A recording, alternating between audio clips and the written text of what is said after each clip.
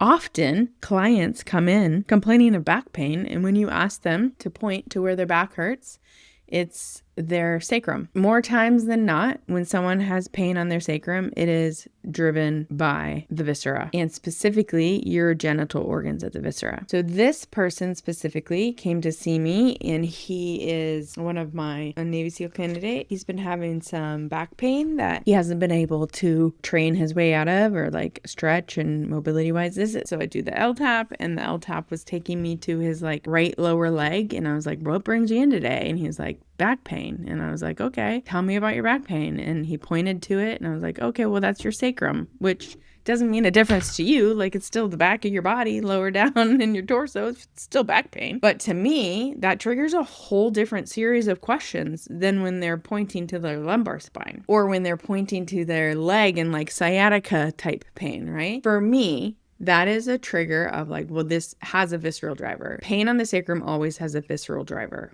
for men and women.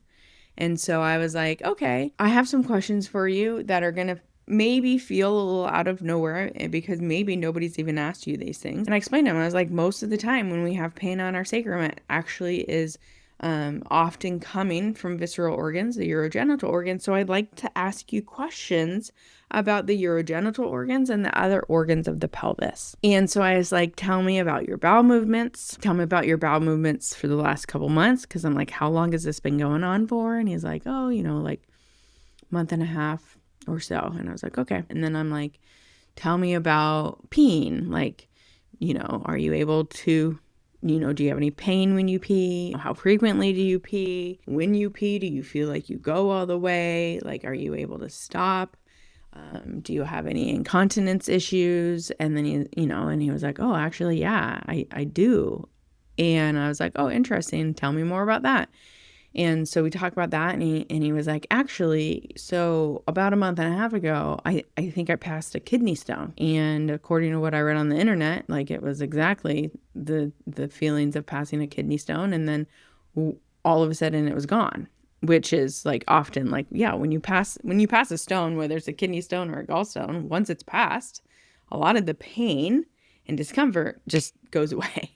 And so I was like, oh, okay, that's really interesting. And he was like, yeah, now that I say that, like, that was right around when this all started. And I was like, okay, there you go. Sometimes when you ask the right questions, the athlete or the client ends up telling you exactly what's going on. This is a really good example of that.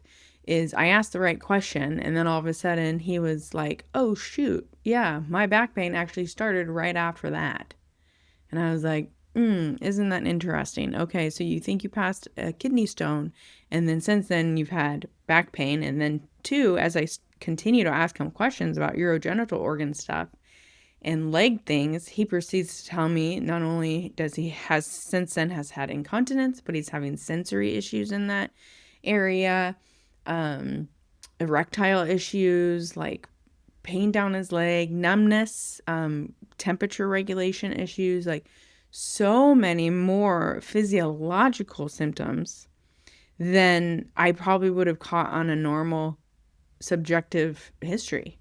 And that's all because of knowing that when someone has pain on their sacrum, it's almost always driven by the viscera.